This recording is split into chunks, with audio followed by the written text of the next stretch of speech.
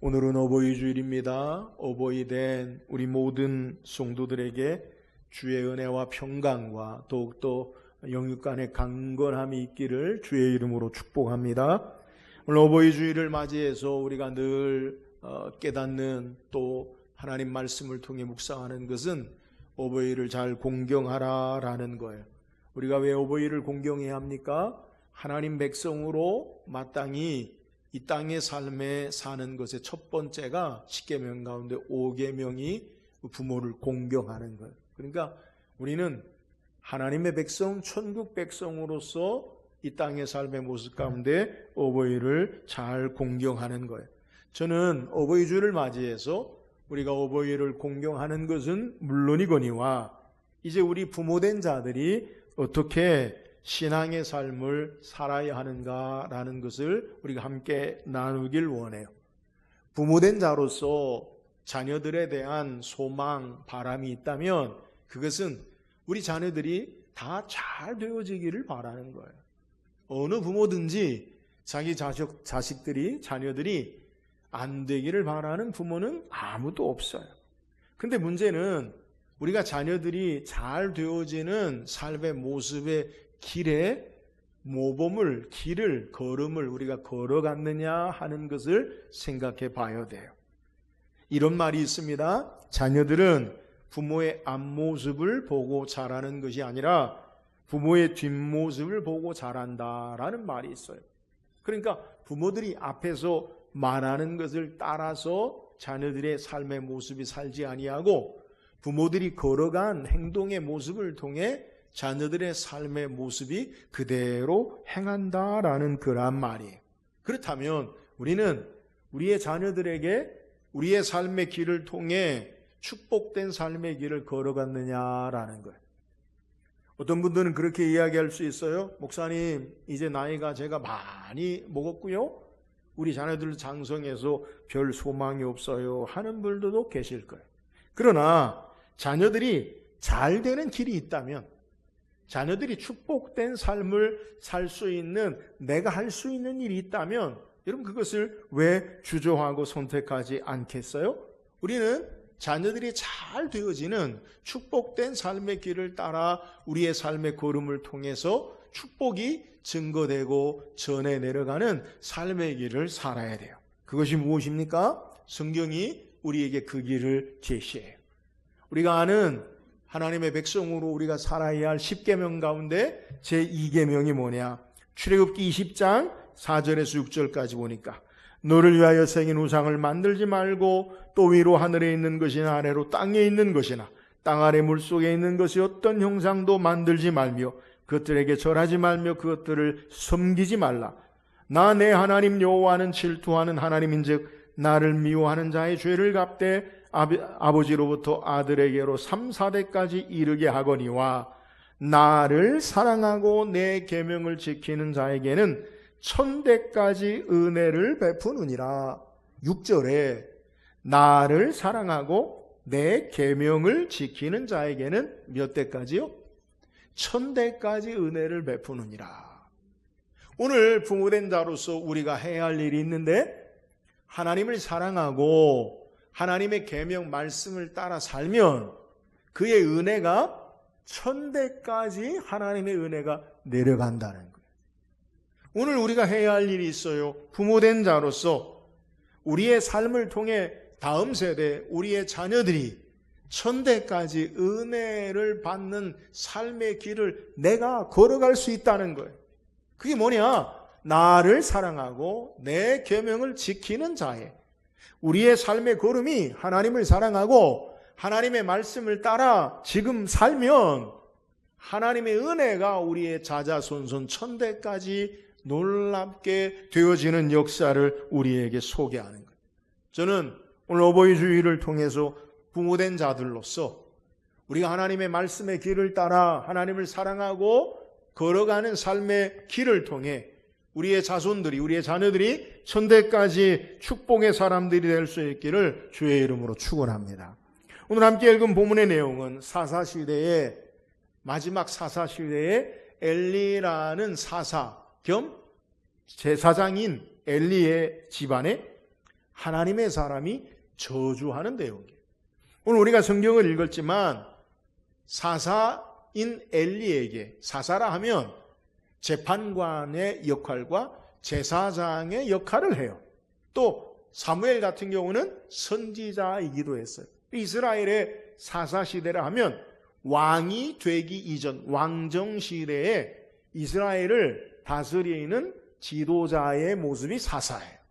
그러니까 백성의 여러 판결을 행하기도 하고 하나님 앞에 제사하고 예배하고 때로는 선지자처럼 하나님 말씀을 전하는 자들이 바로 사사인데, 이 엘리라는 이 사사 시대에 엘리 가문에, 엘리 가정에 하나님의 사람이 심판을, 멸망을 선포하는 내용을 우리에게 소개해.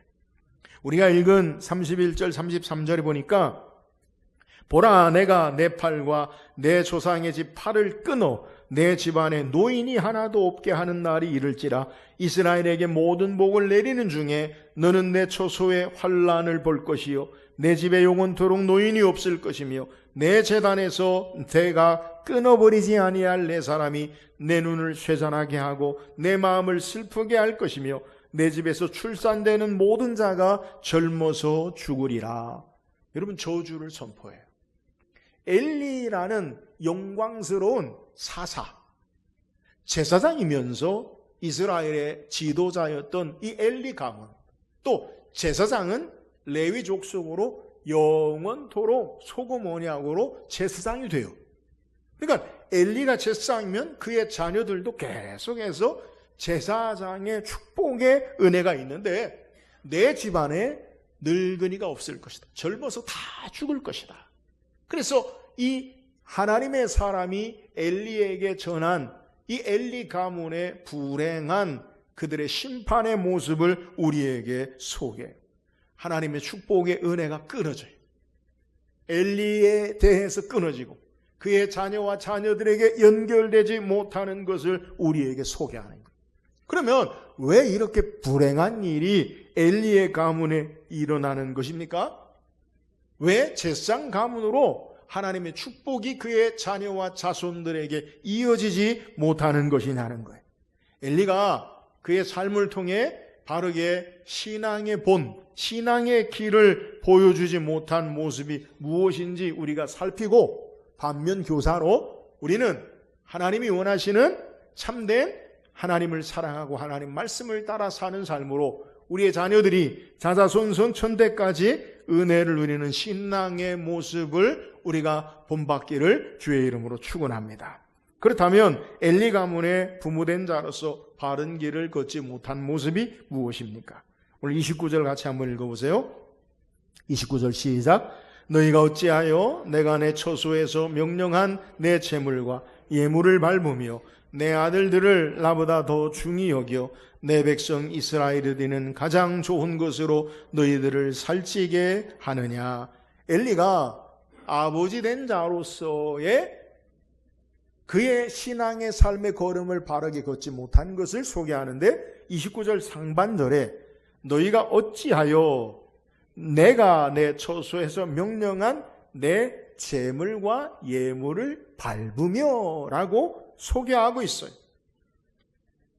아버지 된 자로 제사장으로서의 그가 바르게 보여주지 못한 것이 뭐냐? 너와 너희 가족. 아버지가 엘리가 제사장이기 때문에 엘리의 두 아들이 있는데 홈니와 비느하스도 제사장이에요. 근데 이 홈니와 비느하스가 하나님 앞에 예배하고 제사하는 것을 바르게 행하지 못하고 우습게 여기고 그리고 바르게 하나님을 예배하지 못하는 것을 말씀하는 거예요. 그래서 사무엘상 2장 12절에서 17절까지 우리가 읽지 않았지만 이 홈니와 비느하스가 제사장으로서 하나님 앞에 어떻게 제사하고 예배하느냐. 제사를 드리는데 유일하게 화목제물은 감사의 제물로 제사장과 제사 드리는 자가 함께 제물을 나누어요. 그날에 다 소진해요. 그러니까 제사할 때 필수적으로 하나님 앞에 제물을 가지고 나오죠. 예물을 가지고 나오죠. 근데 그 하나님 앞에 제사할 때 제사장에게 주는 몫이 있어요. 앞다리살과 가슴살, 그건요 제사장의 몫으로 주어지는 거예요. 그런데 이 홈니와 비느하스가 하나님 앞에 제사하기 전에 먼저 가장 좋은 것을 자기 것으로 취해요. 살찐 기름진 것은 하나님께로만 드려야 되는데 그것을 자기 것으로 취하고 나머지 것으로 예배하고 제사할 수 있도록 행하는 거예요. 그래서 이 하나님 말씀을 따라 예배하지 아니하고 자기 마음대로 아무렇게나 자기의 욕심대로 보이는 대로 행하는 것을 그들의 죄악을 속여요. 문제는 뭐냐? 아버지인 엘리가 자기 아들들이 이렇게 행하는 것을 알아요. 알매도 불구하고 혹독하게 바르게 강력하게 징계하고 제사에 참여치 못하게 하는 일을 행하는 것이 아니라 너희들이 그렇게 하면 어떻게 하냐 이것으로 끝나요. 자녀들을 바르게 양육하지 못함으로 말미암아 하나님을 예배하는 가장 중요한 삶의 모습을 간과함으로 말미암아 그들의 가정에 축복이 단절되는 것을 성경이 소개해요. 그래서 성경은 이들의 죄악을 뭐라고 이야기하느냐? 사무엘상 2장 17절에 보면 이 소년들의 죄가 여호와 앞에 심히 크면 그들이 여호와의 제사를 멸시함이 없더라. 엘리 가문의 자녀들의 죄악을 분명하게 정확하게 선명하게 말씀해요. 그들이 바로 제사를 멸시했다. 하나님 앞에 예배하는 것을 우습게 여기는 것을 소개하는 거예요. 여러분, 우리가 하나님의 자녀들로 하나님 백성으로 우리의 삶에 가장 중요한 것이 무엇입니까? 그것은 하나님을 예배하는 자의 삶의 모습임을 성경이 우리에게 증거해요. 하나님께서 사람을 창조하시고 아담을 지으시고 그 아담을 창조한 피조 세계 가운데 어디에 맨 처음 두셨습니까? 하나님이 아담을 창조하시고 어디에 아담을 살게 하셨어요? 에덴 동산, 에덴이에요. 여러분 기억하세요. 하나님이 창조한 모든 피조 세계 가운데 여러 장소가 있잖아요. 근데 하나님이 사람을, 아담을 에덴에 살게 하셨다는 거예요. 여러분, 에덴 동산 하면 여러분이 생각하는 의미가 어떤 거예요? 각종 좋은 실과가 있고 그 시내가 그곳에부터 시작되어지고 풍성한 풍요로움이 있는 곳. 우리는 에덴에 대해서 잘못 생각해요. 그냥 좋은 곳, 잘 살 수 있는 곳, 영원히 살 수 있는 곳. 여러분, 그건 에덴의 의미를 바르게 이해한 것이 아니에요. 하나님이 모든 피조 세계 가운데 에덴에 두신 그 에덴의 의미가 뭐냐? 에덴은요, 하늘나라의 원형을 이 땅에 둔 거예요. 목사님, 그게 뭐예요? 하늘나라의 원형의 모습이 뭐냐? 가장 중요한 에덴의 의미는 에덴에 하나님이 거니시고 하나님이 함께 하시고 하나님을 예배하고 섬기는 곳, 하나님을 예배하는 그 중심이 바로 에덴이라는 거예요. 그래서 이 에덴에 대해서 하나님이 사람을, 아담을 에덴에 두시고 그에게 뭐라고 말씀하시느냐? 창세기 2장 15절에 보니까 여호와 하나님이 그 사람을 이끌어 에덴 동산에 두어 그것을 경작하여 지키게 하시고 라고 소개해요. 우리말 성경에 경작하여 지킨다라는 표현이 있는데요. 우리는 경작하여 지킨다라는 표현을 경작한다라는 말의 의미를 강조를 해석을 해서 야, 농사를 짓는구나. 각종 나무와 실과를 잘 되게 하는구나. 일을 하는구나. 이렇게 이해하는데요. 본래 경작하다라는 히브리어의 단어 의미가 뭐냐? 아바드라는 말인데 이 말은 경작하다라는 말만 있는 게 아니라 섬긴다라는 말이 많이 해석되어져요. 근데 특별히 성경에서 이 경작하다라는 아바드와 그 다음에 지킨다, 샤마르라는 히브리어 두 개 동사가 합치면 성경이 어떤 표현으로 관용적으로 소개되느냐? 그것은 제사장이 하나님 앞에 제사하는 모습을 소개하는 거예요. 그러니까 경작하여 지킨다라는 말의 의미가 뭐냐? 아담을 에덴의 제사장으로 하나님을 예배하고 섬기는 모습으로 소개하는 것. 여러분, 에덴 동산의 가장 중요한 내용이 뭐냐? 하나님이 아담을 통해 하나님을 모시고 하나님을 예배하고 하나님을 섬기게 하는 의미, 예배가 에덴의 중심이라는 거예요. 근데 인간이 타락함으로 에덴 동산에서 쫓겨나죠. 하나님 예배하지 못하죠. 하나님께서 다시 아브라함을 통해, 이삭을 통해, 야곱을 통해 이스라엘을 선택하셔서 그 이스라엘을 하나님이 애굽에서 구원해내셔서 시내산을 통해 언약을 맺으시죠. 십계명을 주시고 하나님 백성, 나는 너희 하나님이 되고 너희는 내 백성이니라. 그리고 하나님께서 명하신 것이 뭐냐? 성막을 지을 것을 말씀하세요. 성막의 의미가 뭐예요? 영어로 미팅 플레이스, 하나님과 만남의 장소예요. 하나님이 거기서 이스라엘을 만나고 하나님이 거기서 말씀하시는 것, 이게 바로 예배의 삶의 모습이에요. 이 성막 이후에 성전이 되어요. 근데 이 성전이 어떻게 돼요? 다 무너지죠.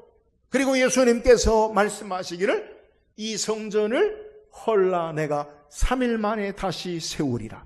그리고 요한은 그것에 대해서 이 성전은 자기 몸을 가리켜 말씀하십니다. 여러분, 하나님 만나고 예배하는 삶의 중심이 예수 그리스도를 통해 이루어지는 거예요. 그리고 계시록에 하나님 나라 천국의 모습이 무엇입니까?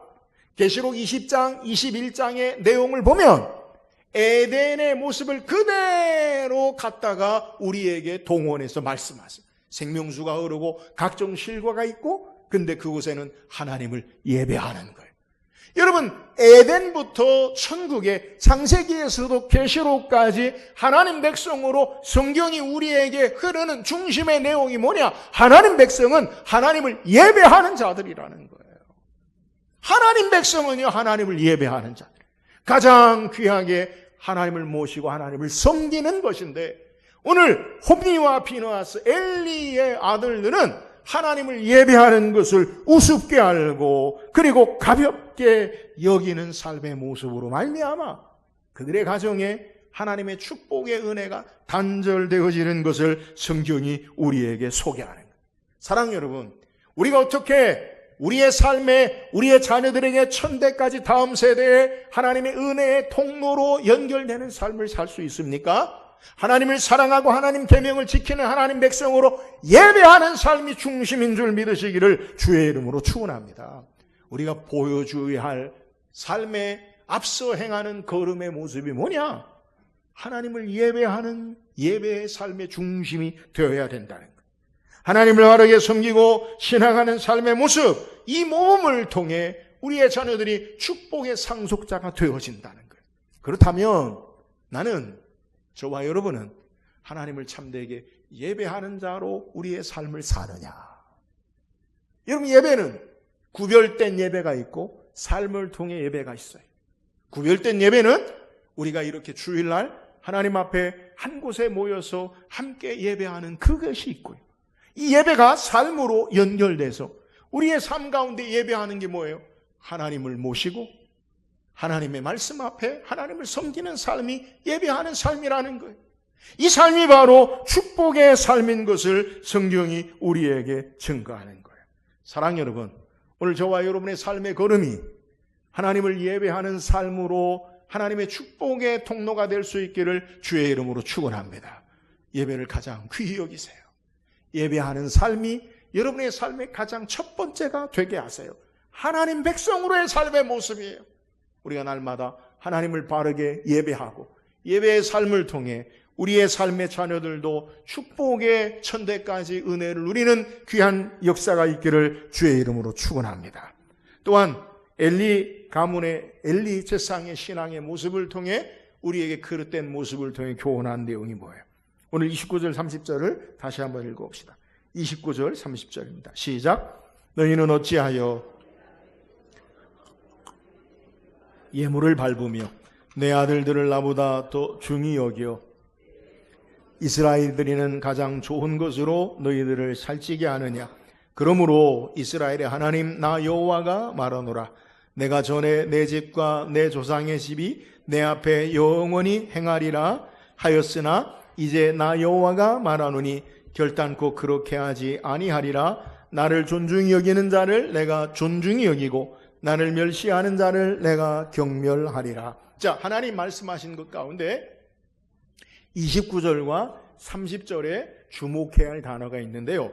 29절에 내 아들들을 나보다 더 중히 여겨라는 단어예요. 근데 이 중히 여긴다라는 단어가 30절에도 나오는데요. 우리말로는 어떻게 번역되느냐?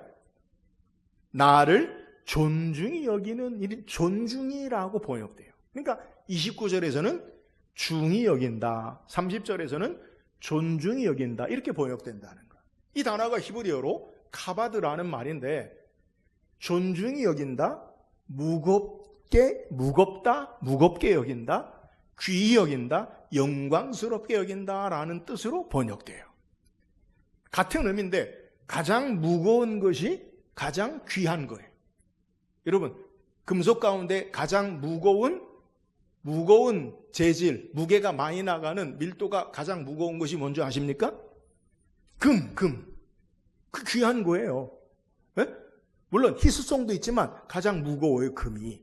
자, 그래서 무겁게 여기다, 존중히 여기다, 영화롭게 여기다, 소중히 여기다, 이런 의미를 우리에게 소개하는 거예요. 근데 오늘 성경에 우리의 본문의 말씀에 중히 여겨 존중히 여긴다라는 말씀을 히브리어의 언어 유희로 30절에는 뭐라고 표현하느냐?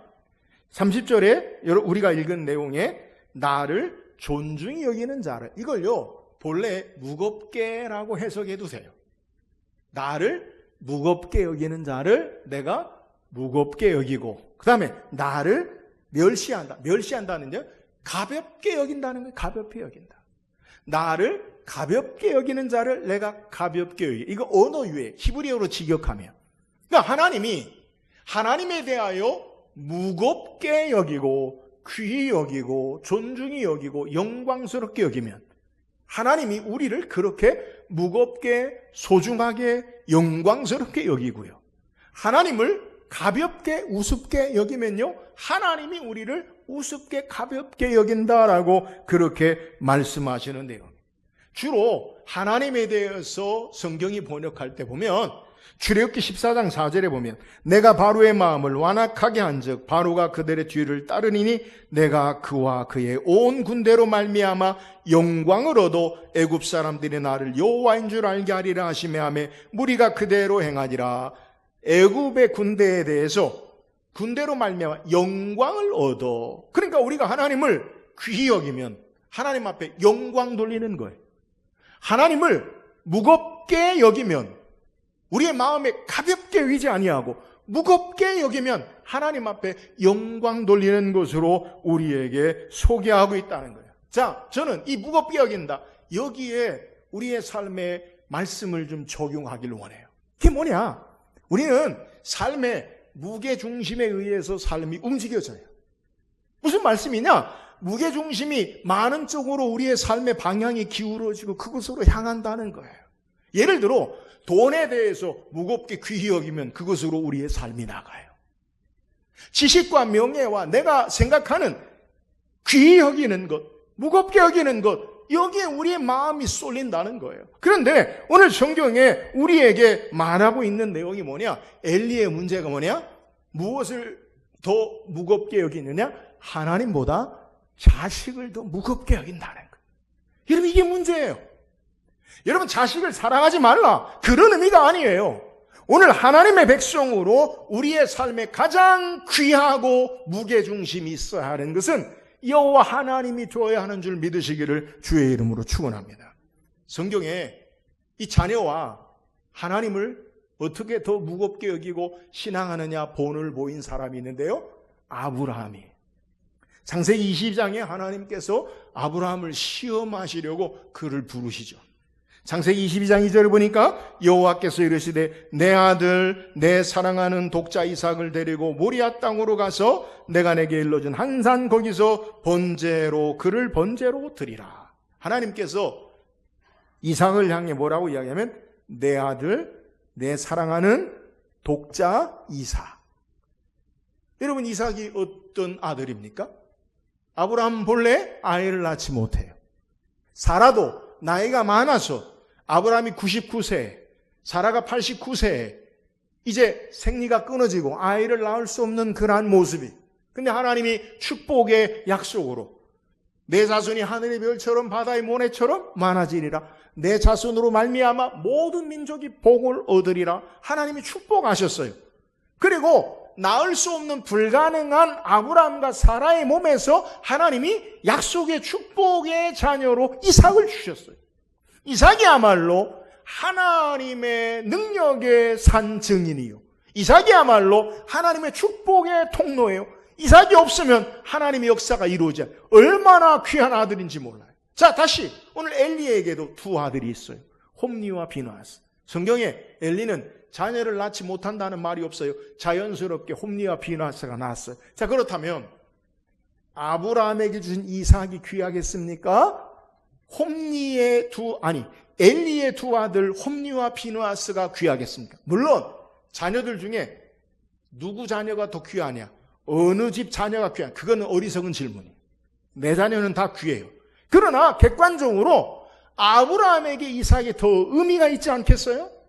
그런데 성경에 아브라함은 어떻게 합니까? 그를 번제로 드리려 할 때 하나님 말씀을 따라 무겁게 그 말씀을 따라 행하고 순종하는 삶을 보여줘요. 그런데 오늘 엘리의 두 아들 홈니와 비느하스는 하나님의 말씀보다, 하나님보다 그 아들들을 더 중히 여김으로 그들의 죄악에 대해서 눈 감고 하나님의 말씀을 따르지 아니하는 어리석은 모습을 우리에게 소개하는 거예요.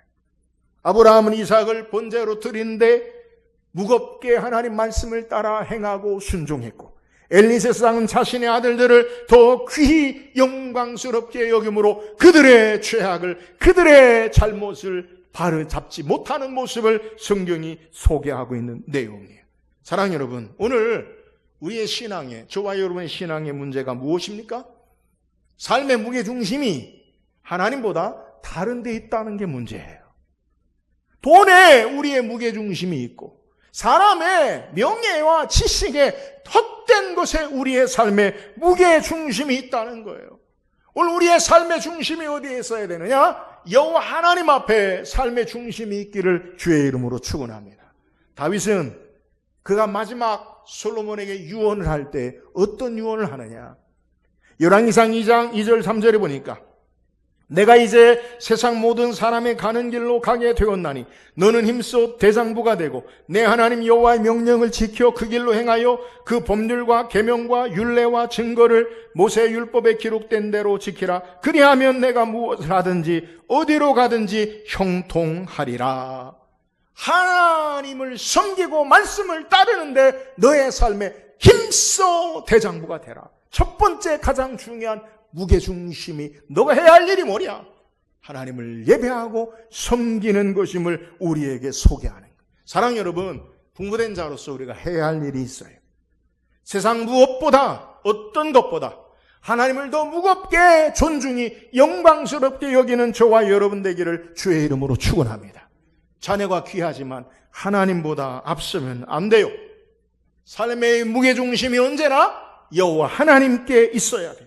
세상의 어떤 것보다 영광스럽고 존중히 여기고 가장 귀히 여기는 것이 여호와 하나님이 되어지는 삶의 모습의 길을 걸어갈 때 우리 자녀들이 천대까지 은혜를 받는 축복의 역사가 있음을 우리에게 소개하는 거예요.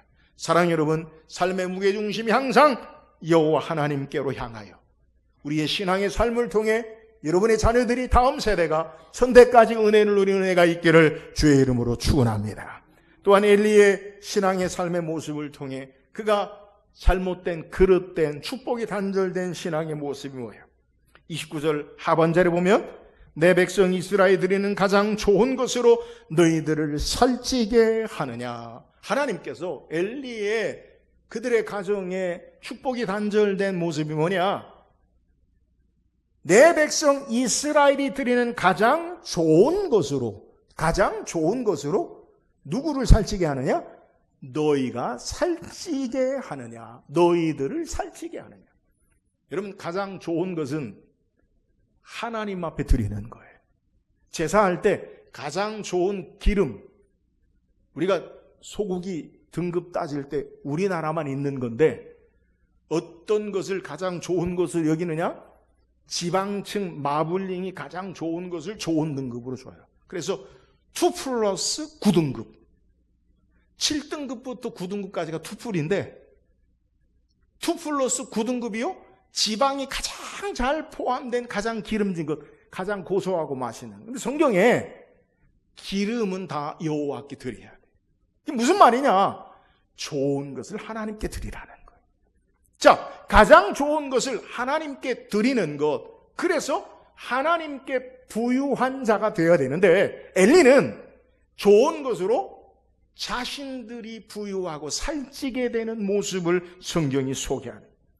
엘리 가문의 문제점은 하나님께 가장 좋은 것으로 하나님께 부유하지 못하고 자신들이 취함으로 자신들이 부유하게 되어지는 것, 이것이 문제예요. 의역하면 하나님께 영광 돌리는 대신에 하나님의 영광을 자신들이 얻는 것을 지적하고 있는 거예요. 그래서 오늘 본문에 너희들을 살찌게 하느냐, 하나님께 부유하지 못하고 너희들이 왜 부유한 자가 되느냐.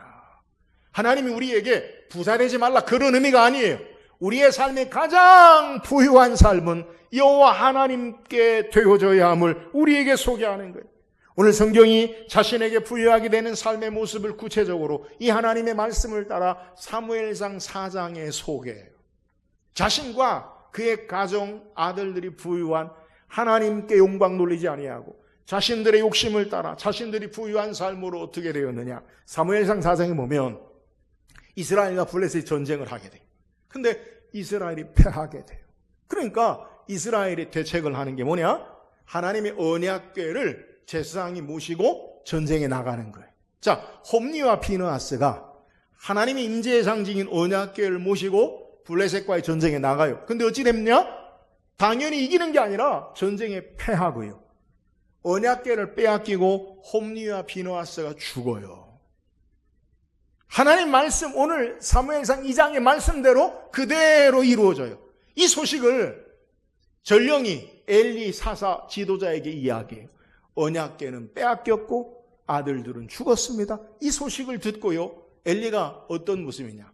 그가 비대함으로, 살찜으로 의자에 앉았다가 뒤로 자빠져 목이 부러져 죽으니라. 엄청난 불행한 삶의 모습을, 가정의 모습을 소개해. 하나님께 부유하지 못하고 자신들에게 살찌우는 자신에게 부유한 모습의 실패의 모습을 소개하는. 예수님은 누가복음 12장에 어리석은 부자의 비유를 말씀하세요. 어떤 한 부자가 그의 소출이 많아서 많은 것을 얻어서 쌓을 곳이 없는 그러한 많은 것을 가지고 뭐라고 이야기하느냐? 더 창고를 지어서 이것으로 더 부유하게 살자. 내 영혼아 먹고 마시고 즐거워하자. 여러 해 쓸 것을 내가 마련하였도다. 자기 영혼에게, 자기 삶에게 자기가 가지고 있는 물질로 삶을 보장할 같은 것을 고백할 때 주께서 말씀합니다. 어리석은 자여, 오늘 밤 내 영혼을 내가 도로 찾으리니 내 것이 네 것이 되겠느냐. 그러면서 누가복음 12장 21절에 자기를 위하여 재물을 쌓아두고 하나님께 대하여 부유하지 못한 자가 이와 같으니라. 우리의 문제가 뭐예요? 나에게 부유하고 하나님께 부유하지 못하다는 거예요. 여러분, 이게 바로 엘리의 문제예요. 오늘 우리의 신앙의 문제가 뭡니까? 여러분, 하나님께 부유한 자로 살기를 주의 이름으로 축원합니다. 나에게 부유한 자가 아니라 하나님께 부유한 자의 삶을 살아야 돼요. 여러분, 그러면 구체적으로 하나님께 부유하지 못한 삶의 모습이 뭡니까? 특징이 있는데요. 두 가지가 있어요. 하나는요, 말씀이 안 들려요. 나에게 부유하고 집중하고 나를 위한 삶에 집중하는 자는 하나님 말씀이 들리지 않아요. 우리도 어떤 사람이 자기 생각이 가득 찼을 때 남의 말 안 들어요. 나에게 집중해서요, 자기에게 쌓아두는 것으로 남의 말 듣지 않아요. 사무엘상 3장에 어떤 일이 있느냐? 성소에, 거룩한 조소에 제사장 엘리와 그 제사장을 돕는 어린 사무엘이 함께 자요. 근데 잠을 자는 중에 사무엘이 자기를 부르는 소리를 들어요. 사무엘아, 사무엘아. 벌떡 일어나서 누구에게 달려가느냐? 엘리 제사장이 달려가요. 저를 부르셨습니까? 아니다, 안 불렀다, 가서 살아. 사무엘이 또 자다가 사무엘아, 사무엘아. 사무엘을 부르는 소리가 들려. 다시 엘리에게 달려가요. 저를 부르, 아니다, 안 불렀다, 가서 살아. 귀찮게. 다시 사무엘에게 사무엘아 사무엘아. 그래서 엘리에게 가니까 엘리가 이야기하죠. 내가 부른 것이 아니라 주께서 여호와께서 부르신 것이다. 내게 무슨 말씀을 하신지 내게 전하라. 여러분, 똑같은 장소에서 성소 거룩한 곳에서 제사장 엘리와 사사에게 하나님 말씀이 들려야 되는데 엘리에게는 말씀이 들리지 않아요. 어린 사무엘에게 말씀이 들려요. 비대하고 자기에게 부유한 자는 말씀이 안 들려요. 여러분, 우리의 신앙의 문제가 뭡니까? 다른 것에 우리의 삶에 집중하고 다른 것에 우리의 삶의 마음을 빼앗고 비대한 자는 하나님 말씀이 안 들려요. 이게 문제예요. 제가 늘 말씀드리잖아요. 신앙의 문제가 뭐냐? 말씀이 안 들려요. 여러분, 이게 문제예요. 말씀이 들리고 깨닫고 그 삶이 변화되면 소망이 있는데 말씀이 안 들리면요, 절망이에요.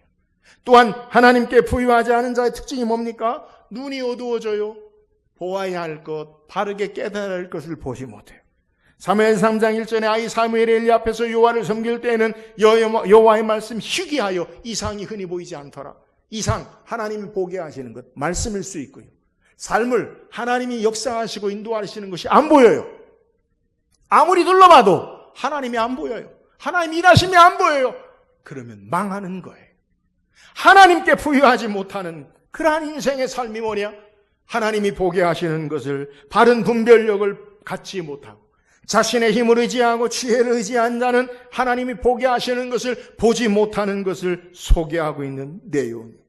자신에게 부유한 자는 자신에게 집중하여 하나님께서 보게 하시는 것을 바르게 보지 못하는 것.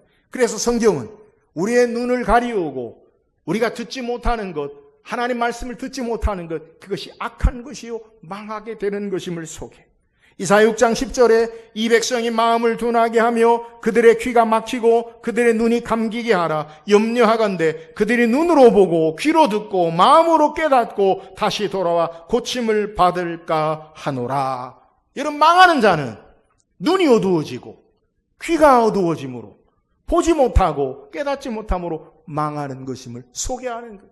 여러분, 하나님께 부유한 자는 하나님께로 말미암아 하나님의 말씀을 듣는 자가 되어지고 하나님이 보게 하신 하나님의 역사를 바르게 깨닫고 신앙하는 자가 되어짐을 우리에게 소개하는 거예요. 사랑하는 여러분, 하나님께 부유한 신앙의 삶을 사는 저와 여러분 되기를 주의 이름으로 축원합니다. 내가 하나님께 부유한 삶을 살면 우리 자녀들이 천대까지 은혜를 받아요. 하나님께 부유하지 못하고 자신에게 부유하고 집중하는 삶은 그것이 부유한 삶, 세상적으로 부자의 삶의 모습인 것 같지만 망하는 자가 되는 거예요. 오늘 저와 여러분은 하나님께 부유한 자의 신앙의 모범을 통해 우리 자녀들이 천대까지 은혜를 받는, 늘 말씀을 깨닫고 하나님이 보게 하시는 역사를 바르게 행하는 것을 자녀들도 닮아가서 천대까지 은혜를 누리는 귀한 은혜가 있기를 주의 이름으로 축원합니다. 오늘 성경 우리에게 엘리의 가문을 통해서 우리가 천대까지 은혜를 우리 자녀들이 다음 세대가 이어지는 참된 신앙의 모습이 무엇인지를 교훈해요. 어떤 삶이 우리의 삶에 우리 자녀들에게 축복이 되는 신앙입니까? 하나님을 예배하는 삶의 중심에 우리의 신앙이 있어야 돼요. 하나님의 백성은 하나님을 예배하는 자예요. 예배가 삶이 되고 삶이 예배가 되는 것, 이것이 성경의 하나님 백성의 모습이에요. 우리의 신앙이 모범을 통해 하나님을 참되게 예배하고 예배하는 삶의 몸으로 우리의 자녀들이 천대까지 은혜를 받는 역사가 있기를 주의 이름으로 축원합니다. 엘리의 신앙의 모습을 통해 우리에게 참된 신앙의, 우리의 자녀들에게 은혜와 축복을 받는 신앙의 모습이 무엇입니까? 삶의 무게중심이 하나님께 있어야 돼요. 하나님을 존중히 여기고 하나님을 영화롭게 하고 하나님을 귀히 여기는 신앙의 삶의 모범을 통해 우리 자녀들이 천대까지 은혜를 누리기를 주의 이름으로 축원합니다. 엘리의 신앙의 모습을 통해 자녀들에게 전해주어야 할 신앙의 바른 걸음이 무엇입니까? 그것은 하나님께 대하여 부유한 자로 사는 거예요. 나로, 내가 부유한 자로 살지 말고 하나님께 부유한 자로 신앙함으로 우리 자녀들이 천대까지 은혜를 누리는 아름다운 신앙의 삶의 귀한 가정이 될 수 있기를 주의 이름으로 축원합니다.